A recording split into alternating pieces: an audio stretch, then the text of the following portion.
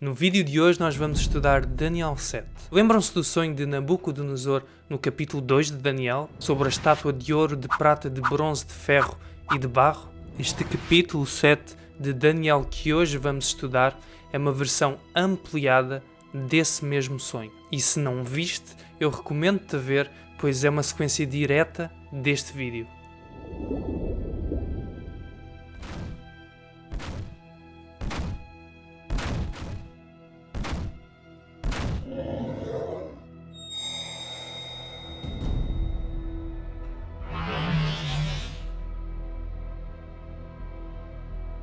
E 4 animais grandes, diferentes uns dos outros, subiam do mar.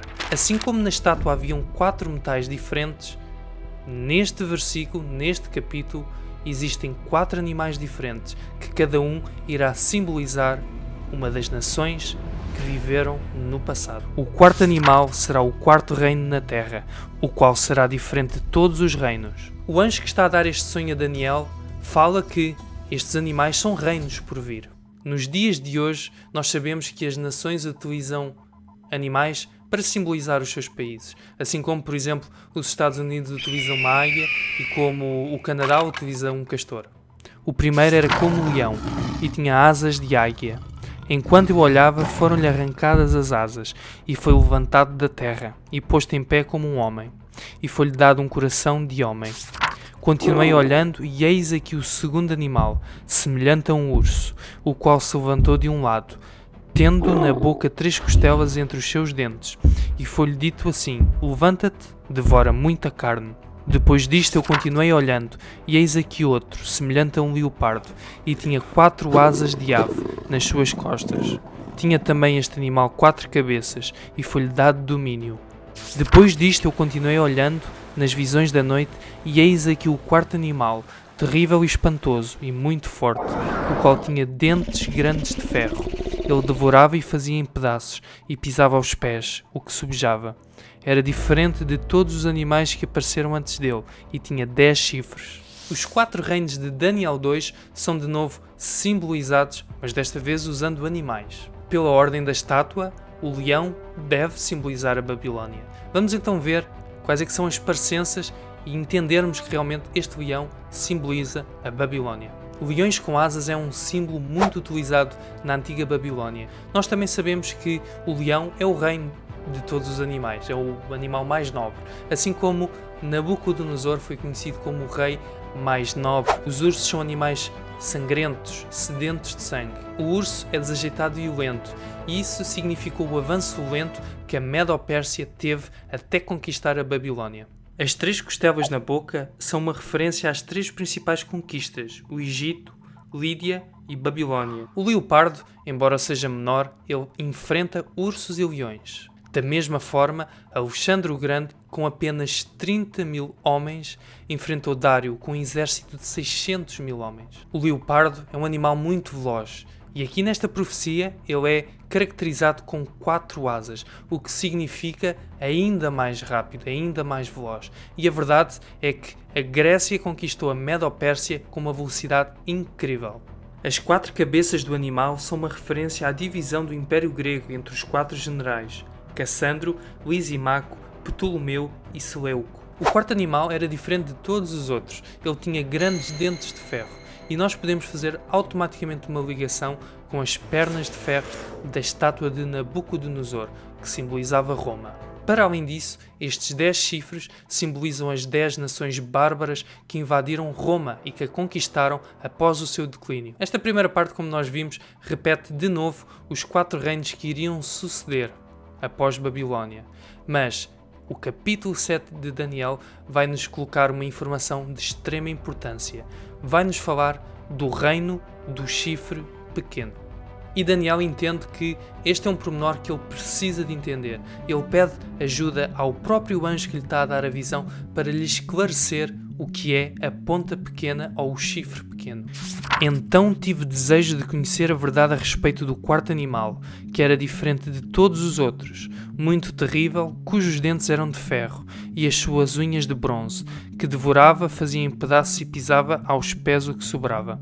E também a respeito dos 10 chifres que tinha na cabeça, e do outro que subiu, e diante do qual caíram 3, isto é, daquele que tinha olhos e uma boca que falava grandes coisas, e cujo parecer era mais robusto do que os dos seus companheiros. Nos próximos versículos nós vamos entender o que significa o chifre pequeno. O quarto animal será o quarto reino da terra, o qual será diferente de todos os reinos, e devorará toda a terra, e pisará aos pés, e fará em pedaços. E quanto aos 10 chifres, daquele mesmo reino se levantarão 10 reis, e depois deles se levantará outro, o qual será diferente dos primeiros, e abaterá a 3 reis.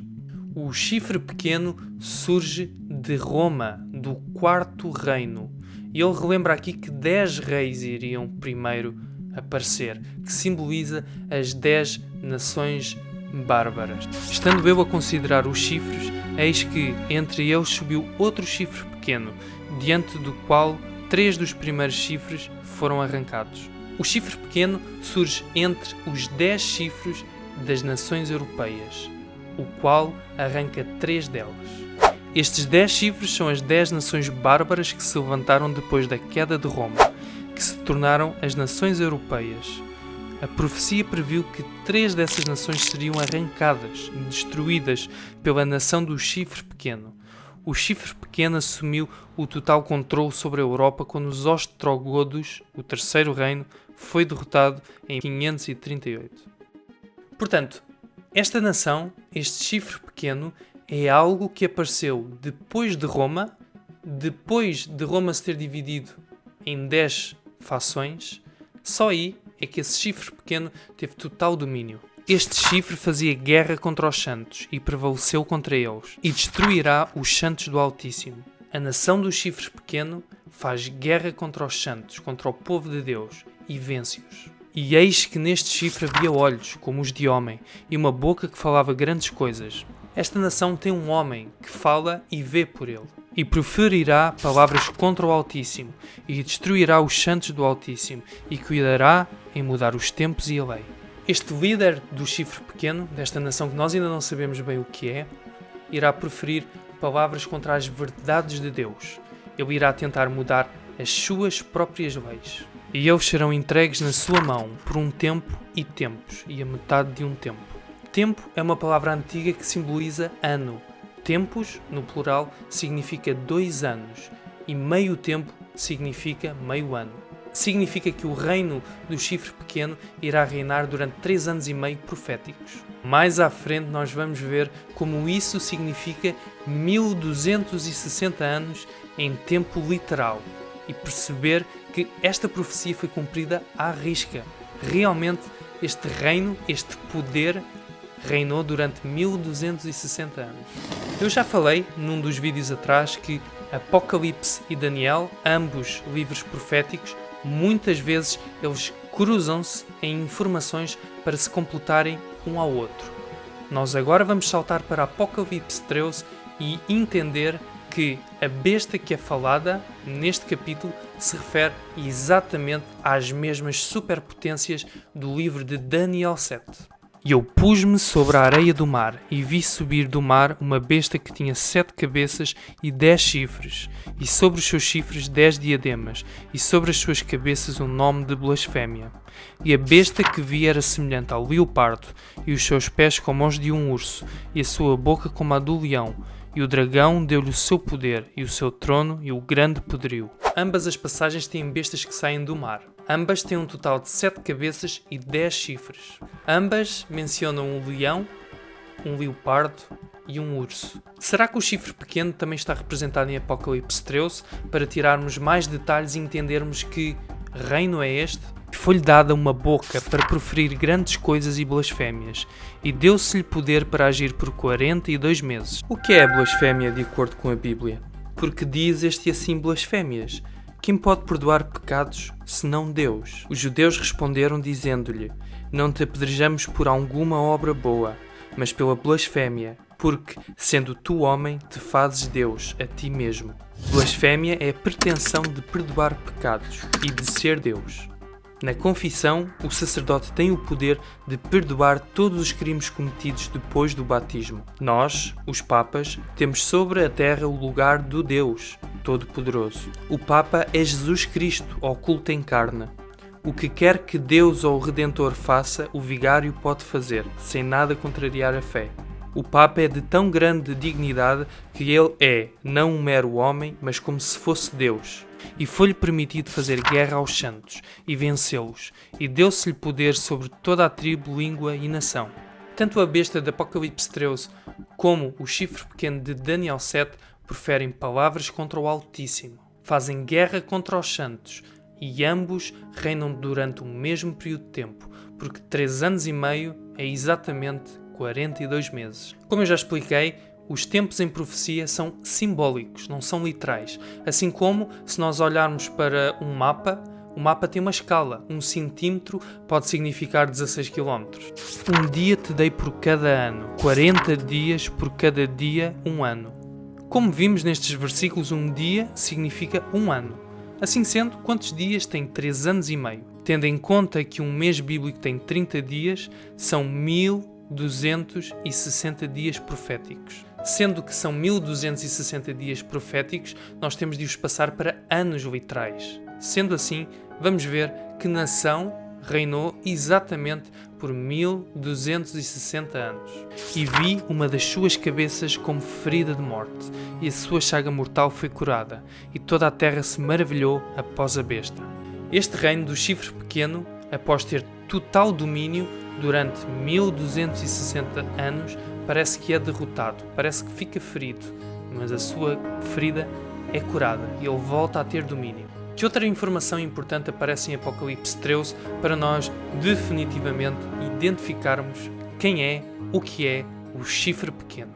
E foi-lhe permitido fazer guerra aos santos e vencê-los, e deu-se-lhe poder sobre toda a tribo, língua e nação. E adoraram-na todos os que habitam sobre a terra, esses cujos nomes não estão escritos no livro da vida do Cordeiro, que foi morto desde a fundação do mundo. Esta é uma nação que será adorada. Adoração tem a ver com prestar culto. Esta realmente foi uma nação diferente, não só política, mas como religiosa. Este reino transcende os limites geográficos, sendo que é uma nação universal, com autoridade sobre todas as outras nações. Assim sendo, vamos tentar entender com todas estas pistas quem é o chifre pequeno, ou a nação do chifre pequeno. A igreja mais influente de todos os tempos é a Igreja Romana Medieval. É a única potência que cumpre todos estes 10 pontos. A Igreja Romana Medieval teve origem em Roma. Apareceu na Europa.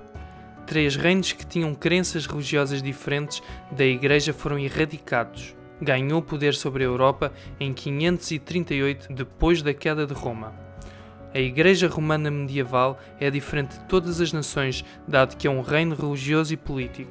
A cidade do Vaticano é um Estado independente, com as suas próprias leis, exército, selos e embaixadores na maioria das nações. A Igreja Medieval fez guerra a milhares de cristãos fiéis que criam na Bíblia.